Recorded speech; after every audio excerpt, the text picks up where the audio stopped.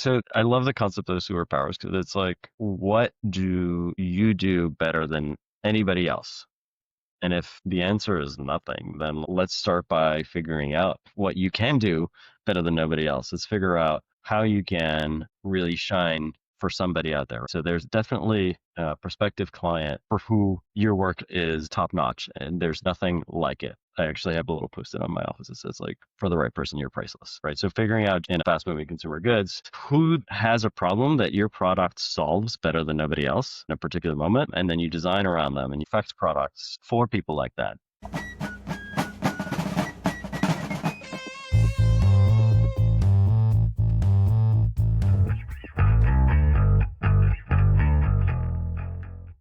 Hello and welcome to the fourth episode of Founding Fathers, where we dive into the intersection of being a founder and being a dad, and all of the similarities, the differences, and how one makes you better at the other, and how we're just fumbling our way through all of it here in our two worlds. So we're hoping to cover it all, as we always do, from baby bottles to business models and pitch decks to play dates and everything in between. Here with us today, we have Rich Rodríguez. He is the founder of Átomos agency for marketing, and he's going to tell us more about that in a moment. Thanks for having me. I'm Rich Rodríguez-Mahé. I lead Átomos strategic marketing. We are a fractional CMO and marketing leadership firm focused specifically on the food and beverage sector. A little bit about my background is that I started my career at PepsiCo. I spent nearly 20 years within the broad four walls of PepsiCo. Started in Latin America in marketing and innovation. Then I spent time in the global business out of New York, working on the energy drinks category specifically across the globe, and then a PepsiCo-backed venture in the direct-to-consumer space before spending my last 4 years in the organization at Frito-Lay North America, which involved a move to Plano, Texas, home of Frito-Lay, where I got to lead the Better For You snacking brands, which was a portfolio of $1 billion worth of retail sales, household brands like Smart Food Popcorn, Sun Chips, Baked, and Simply trademarks. And I founded Átomos a little over a year ago. And I did that because I want to take the big CPG playbook of how you market a brand, how you build a brand, how you do things brick by brick based on data, and democratize that for brands that today don't necessarily have access to that playbook. And today we're fortunate to work with brands from pre-revenue. I have an idea, I don't know how to make it happen, all the way up through a $50 million brand and anything in between. And any food and beverage product that is struggling with data velocities, solving unmet consumer needs, etc. And then on the personal side, on the father side, I am the father to a 10-year-old boy. I describe him as the boyest boy that ever boyed. My husband and I adopted him at birth. We worked with a pre-placement adoption agency, and we were there the day he was born, and he came home with us. And he's a little trilingual terror who keeps us on our toes and keeps us challenged and learning day in, day out. I now know all things about soccer that before was not my turf. Literally. Literally. So that's quite the jump, going from PepsiCo and Frito-Lay, two of the largest organizations in the world, to then going on your own. So can you describe like what that process was? Like, when did that itch start building? What finally made you say, like, all right, I'm ready to do this? So, I always say that I spent 20 years in PepsiCo, but every few years it felt like a drastically different experience, a drastically different part of the organizational culture. Like I was gaining complementary skills, and finally the learning curve after 20 years, believe it or not, started plateauing. I was running out of new, different, quirky, and exciting corners of the corporation where I could learn incremental skills. And that was a moment where I said, it's time to now use this knowledge to work with other brands, right? I've always had a bit of a knack and passion for innovation. I love challenges that don't have a clear answer. Those moments where you get into a project and you say, I don't know how we're going to do this, but we're going to figure it out, right? So finding solutions for the non-traditional challenges was the common, what really fueled my fire. And now being able to do that for new and emerging players is what excites me the most. I was always that person that wanted that weird, quirky little brand over there versus I want to work on brand Pepsi or I want to work on Lay's or Cheetos. I always wanted the quirky, different category, whether it was energy drinks when nobody was working on that or the direct to consumer business that nobody knew how to scale, right? Those are the challenges that fuel me. Is there any highlight that sticks out, a particularly creative idea or strategy that you were a part of that was one of your favorites when you were working there? Well, the whole direct to consumer project, which today is known as the GX hydration system under Gatorade, was a ride of a lifetime. It was, I joined that organization, that project that was in our organization when it was a PowerPoint concept and nobody knew how to bring it to life in the US. There was a pilot project that had happened in Brazil that kind of shown that like there could be promise here, Yeah. but we didn't know how to do it in the US. And every day it was a brand new challenge. It was a new organization. It was a new system that needed to be put in place. It was culture that had to be built. It was a physical office that had to be stood Right. up. So that project was probably uh, the one that was most memorable. And that is the excitement that I bring today to Átomos and to bring Átomos up. When I started, it was just me. And now I've got two other fractional CMOs working with me, and my husband does all of the back office as well. So now there's Nice. four of us in the company, little over a year in. Yeah. The quirky nut to crack. I mean, it sounds like you've kind of paralleled that right into your personal life too, right? So you're saying you've got your son who is, the boyest boy who ever boyed, and trilingual, adopted. Like it seems like there's going to be a lot of similarities there, right? So you just kind of brought that right into your personal life. Yeah, I've realized that kids come pre-programmed from the factory, right? And I was that parent that thought, oh, we're going to have a gender neutral nursery and let him choose what he likes. And it was very obvious very early what he was into, right? My mom got him a basketball hoop. And I mean, there was no sports being watched on our TVs or anything. We only had one TV and it's always off. But homeboy knew. He just knew, right? Like he gravitated towards sports, all things sports, and he just like he was a natural at throwing a ball into a hoop, and kicking a ball around, and all of that. So life has taught us to roll with it, to go with it, to celebrate what he's into, and to learn from him, right? Yeah. Yeah.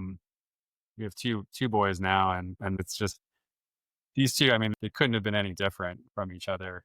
And obviously, you can see your influence on them. Particularly when they repeat things that maybe you don't want them to repeat. And Yeah, exactly. But the amount of like hard code in there I've also been just amazingly impressed with in terms of, you know, same household, same set of parents, so wildly different from each other. Their personality, their behavior, their likes, their dislikes, their quirk. Oh my gosh, it's amazing. Yeah, we have three. I have three boys and a daughter. I have four okay. kids. Oh wow. And whenever I speak about communication from an organizational and leadership standpoint, I'll always speak about how even siblings who grew up together or people who are next door neighbors and say siblings who grew up in the same house with typically the same parents, probably went to similar schools and similar community, maybe went to the same leagues. And even there's so much miscommunication that could happen and different perspectives that could happen. Then you bring that to the workplace.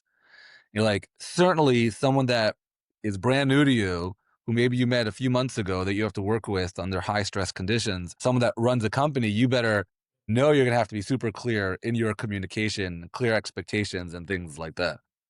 Sure. Well, and to your point of like each kid being different, right? That's where I always employ the platinum rule, right? Like everyone's heard of the golden rule, which is like Yeah. treat others as you wish to be treated. But actually, the platinum rule, which somebody taught me years ago, which I loved, is treat people as they wish to be treated, right? So speak to them in their language and make sure that you as a leader understand enough what resonates with them, right? And with my kid, it's if you don't do homework, you're not going to soccer practice.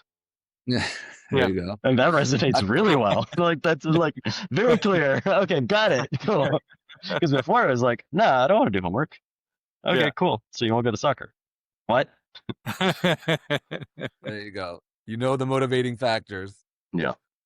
Yeah, it's usually pretty emotive with kids, right? Like you kind of run through Yeah. your threats, okay, no TV, no dessert, no whatever, and they're like, and then you hit one, soccer. You're like, No! yeah. Ooh, Oh, okay, hey, good. I found it. I found the one. So in terms of like speaking to someone the way they want to spoken to, like I imagine that plays out a lot with marketing as well, and finding, before we start here, you're talking about like target audience and things like that, and how would you guide a small business, a founder, in trying to figure out who their audience is, and then to your point, how do they want to be treated, how do they want to be spoken to, what resonates, how would you guide that conversation for a founder or a small company? Yeah, absolutely. This is what we do day in, day out. So I'm a big proponent of data, taking decisions based on data and finding whatever data sources you have, whether it's your reviews or survey to email to prior clients or customers, finding true insights and information to take decisions on. They try to understand who they are, put yourself in their shoes, think of the problems that you're solving for them and the reason why that person came to the doctor's office today, right? So there's something that made them, if it's a service or a high touch kind of category, right? What brought them in today? What are their motivations? What are their concerns? What are they most worried about? And translate your expertise around that. Specifically for my business, I find that I've done it, I've been there, I've solved your challenge before, resonates a lot with my target clients. For a fast moving consumer good or product, it might be something as simple as like, I'm hungry, I need a snack between meals, I have changed my diet and now I'm on GLP-1s, and so I need something with greater protein, right? So you tailor what's known as messaging hierarchy to that target consumer, and based on real data, real facts, real insight, and validate it, right? Today, there's different platforms and tools that if you can't directly put out a survey to your audience, you can find similar consumers out in the ether and get true quantitative data Yeah. behind your decisions. There was a hierarchy, right? Like you see people saying like, oh, focus groups are good. And other people saying like, oh, focus groups don't mean anything until they put money down and buy a product. And so like if you were to kind of tier data that people could gather, what's that hierarchy? Yeah, I'm personally not a fan of focus groups for the most part. I think it's unrealistic. It's an unrealistic setting, right? You're sitting strangers around a table to talk about something for 90 minutes that they would regularly spend a half second looking at on a shelf and taking a decision on, right? So for me, there's a place, just like in-depth interviews, but there's nothing like quantitative data, and particularly the kind of data where consumers can't lie to you. So consumers think that they're doing you a favor. They think they're being nice to you, and there's like, yeah, I would buy that, right? But I would buy that if it cost a penny and it happened to be in front of me and I was starving and there was nothing else in my vicinity. Yes, I would buy that. Might be the criteria for them saying yes, right? So I'm a giant fan of like eye tracking studies or anything that mirrors the reality. So maybe it's a couple store test where you put a product in and understand velocities in that confined space. Or, as I mentioned, like eye tracking, I'm a giant fan of doing eye tracking because you understand how a consumer will navigate, whether it's a website or whether it's a package, with their eyes. They're not lying, like because Yeah. it's just like, here, look at this. That's all they're doing, and the science tracks how much time they spent on it, like whether they were able to find a particular flavor that you put them on the task of, or if you put them in front of a virtual shelf, what share of that virtual shelf is your product commanding? That's awesome. So you have this company that you've founded and now thankfully is launched, and you have clients, you have a family that you have founded and thankfully launched. What do you think of the similarities that you've experienced in launching each of these? What are some of the things that stand out to you? I would say I've got 10 years of family launching and only a year and change of business. Hopefully, there are giant parallels in the sense that launching in the family was very easy year one. We had a very easy baby that would sleep through the night, was always happy, was always smiling, giggling. Oh. So we didn't suffer what a lot of people suffer. And actually, I would say launching that family was actually like the harder part was getting there, right? So we worked so hard. We had so many failures to launch. We had 3 failed surrogacy journeys and then Wow. eventually pivoting into adoption as the solution. Once we like became parents, I don't know, maybe we had been looking for it for so long that it was actually very easy for the first 18 months. And then he started walking. And then it was like, holy. And then began a very tough 4 or 5 years where he was originally diagnosed on the spectrum, then ultimately removed from the spectrum. He's got severe ADHD that we still manage and navigate through. And for a long time, a lot of defiance. Now we're at a point where it's a collaborative conversation. He's a good kid.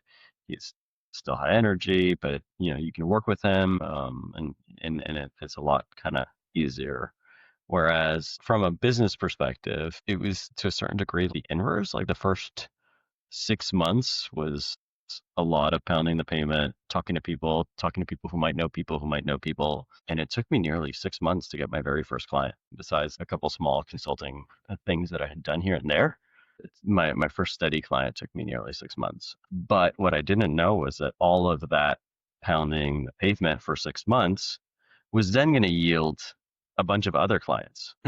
Right. So I had been planting a bunch of seeds, having all these different conversations, telling people what I was trying to do, what my offering was, and then those conversations led to referrals eventually, and people knocking on my door to start working together. So that's how all of a sudden now there's 3 fractional CMOs doing business for different clients, like 14 months in. Do you take an approach, you're talking about gathering data, very practical data that can't be denied, I would say, perhaps. That's not really an opinion, right? It's just a behavioral reaction. And I'm curious, in some of that strategy, when you think of your family, I know from what Dan and I do, there's so much that's very applicable on a practical level, either system or process, and how you do the laundry or leadership skills and accountability and how you talk to kids or your partners or things like that. So how over here do you feel like the skills that you have from a marketing and helping out clients apply to what you've done at home? Yeah, great question. So it's funny because for a long time, the tactics and strategies that we were recommended by behavioral therapists and psychologists and the experts were just like so tough to implement with a kid that didn't listen, like that there was no way to reason with, that we kind of like threw our hands up in the air, right? And now we've finally rounded a corner where we have incentives, or delayed gratification is a concept that he finally comprehends. He's finally the kid that behaves in class, right? And he comes home and he's happy to tell us about this. So now is the moment where we're starting to bring back a lot of those processes and recommendations and behavioral incentives that, it was too early. He's an atypical kid. No 2 kids are the same, sure, but it was not something that we didn't have that luxury. Yeah, it's so funny. I think sometimes like the similarities with the team that you lead, at work versus the kids, right? Because I had the team before I had the kids, and so I feel like that was something that I didn't realize would translate as much as it did. But you think about every person you hire and every person on the team, and you expect certain things, and every time it's always a reference point that someone else put there, right? Like it's either another employee, oh, this person was able to do X, Y, and Z, why can't you? Or Right. understanding, to your point, like phases, right? Just as the kids have phases, he took X amount of time to get to delayed gratification. Like so often with the team, I think people kind of forget that a day 1 person or even a day 180 person is not the same as a 10-year person, and the expectations just have to be different. So one thing I noticed a lot on some of your LinkedIn posts, you talk a lot about superpowers, finding your superpower, finding your company's superpower. Can you tell us a little more about what you mean by that, and what should we be looking for in our company, and how should we translate that for us? Yeah, I love the concept of superpowers because it's like, what do you do better than anybody else? And if the answer is nothing, then let's start by figuring out what you can do better than nobody else. Let's figure out how you can really shine for somebody out there. So there's definitely a prospective client for who your work is top notch, and there's nothing like it. I actually have a little post-it on my office that says, like, for the right person, you're priceless. So figuring out in fast-moving consumer goods, who has a problem that your product solves better than nobody else in a particular moment, and then you design around them and you make sure that you continue to perfect products for people like that. Yeah. And figure out, and hopefully it's a big enough pool where you can make a sizable business around. But it's really the ethos and what's behind kind of bottling your superpower. Yeah. And have you brought this idea to your son? Superpower sports, but it's tough to translate that into the schools. So if you have any tips, I'm all ears. I will say something that has helped me, but is that the concept of not stopping when you fail at something. So it could be school, it could be some other part of school, if it's Yep. other activities, a play, a production, something creative, is that you're actually not fighting the failure in the technical sense. You're fighting the failure in the psychological and emotional sense of how it makes you feel. Everyone accepts logically that in order to be good, you're going to have to practice and do it well. You're not fighting the concept. You're fighting is that when you start something and you fail, it's not that you're not good, it's that it feels bad. You don't feel good. And so when we talk about practice, we're not just practicing to be good at something, we're practicing to also feel bad until we get good at something. And I apply that to the kids, to school all the time, in terms of whatever subject that they're learning or whatever activity that they're doing. And then we apply it to our clients all the time too, as a leader coaching someone on how to give feedback well or listen well or clear expectations. Or the number one thing that the data will show you, that the reason why leaders and companies don't give their employees feedback, the number one reason why is because it doesn't feel good. That's it.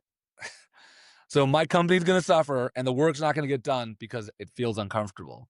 And can I get comfortable feeling that way so that eventually I'll be comfortable giving the feedback that I know it is? So that's how we apply it, at least from our side of things. Yeah, that's great advice. As somebody who prioritizes usually like team camaraderie and happiness over necessarily the cold, hard facts sometimes. Yeah. And that's something that I've had to navigate, right? Yeah, I think the concept here of failure and practice ties great to what you were just saying about your start in 6 months before a client and pounding the pavement. And I feel like I see that pattern play out a ton of times with founders. I think people underestimate the cycle to bring business on, and the amount of pavement that needs to be pounded and doors that need to be knocked, and that feeling of discomfort the whole time. Like, oh man, did I just make a huge mistake? Like, what am I doing here? And so how would you guide other people in their company, knowing what you know now about that first 6 months? How would you guide someone else in their first 6 months? So my advice is always take that LinkedIn outreach connect. You never know who is going to know somebody who knows somebody, right? And make sure that you make those 30 minutes of coffee connects as worthwhile as possible. Tell them about what you're trying to do, learn about what they're doing, see if there's some way that you can help them, and conversely ask them, who do you know that you think I should talk to next? That's how you grow your network. You learn from other people, and it feels great to give back as well, because you could probably help this person out at no cost to you, facilitating some other intro or answering them or giving them some insight along the way. I also noticed some of your content. You talk a lot about like manifesting and things like that. So how do you translate that to your family life? Great questions. I've been on a bit of a manifesting journey, and there are a couple of books that have been helping me out along the way. The first one is Mind Magic. I don't know if you guys are familiar with it. It was written by a neuroscientist. The guy's very like noble, like science around manifestation. From his perspective, it isn't a woo-woo thing. It's a no. When you set your mind to something, you give it a very clear intention, you will chase it then in every chance you get. You've put your mind like a bloodhound on the task. So it's a fantastic book that has really helped me evolve my thinking and what I gravitate towards, where I put my energy, and how, I want to evolve as a father specifically. Thinking about the founder and the father side, curious, what is the best advice that you've gotten as a founder, and what is the best advice that you've gotten as a father? That's a great question. I think that probably the best advice that applies to both is actively listen. Listen to unspoken things. I don't have a very emotive, vocal, expressive, like, let's talk about feelings type kid. And that's probably common with my clients, right? It's not the client relationship. You don't always get to complete clarity from them. So reading the room, reading sentiments, body language, and hanging on to any guidance Yeah. along the way will help you continue succeeding. Yeah. Did you find the same with your son? Oh yeah. Yeah, absolutely. Like for the first few years, he just like, how was school? Good. Has literally the exact That's picture that was in my brain as I was asking the question was me it. picking my son up from school. Yeah. Yeah. Yeah. So now it's, what was your favorite moment of the day at school? And, those types of questions to Yeah. try to get more quality conversation out of him. What Yeah. we've been bonding over lately is who got in trouble at school today, right? So that's kind of like a memorable thing for him, and he's particularly proud to say that it wasn't him for a change. So that's been the way in. I finally found kind of a way in to hear more about the day, and then like so and so got in trouble today, but and then this happened, and then and so it starts flowing more, using that as a way in today. But if you guys have other questions that I can ask my kid, like, I'm all ears. Yeah, I've always found that questions around sports for my younger boys when they were playing sports, they're always good. You could insert a lot of social questions around Mm, sports, right? Who do you hang out with when you're playing, when you're on the bench, when you're on the side, yeah, or who are the people that you think are the best, and who are the best passers versus the best, forward versus whichever.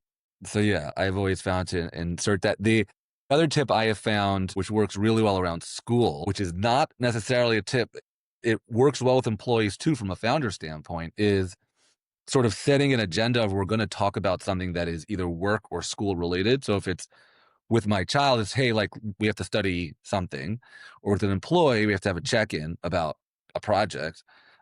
But then allowing most of the conversation not to be about the actual official work or homework, because there's no better time that people want to talk about something when they're supposed to be working or supposed to be doing homework. That's when everything comes out. So if I say we're going to be here studying, and instead we're not studying, we're talking about something else, much more likely to start schmoozing and sharing, because, oh, great, we don't have to study. Same thing with work. Oh, great, we're just talking about whichever.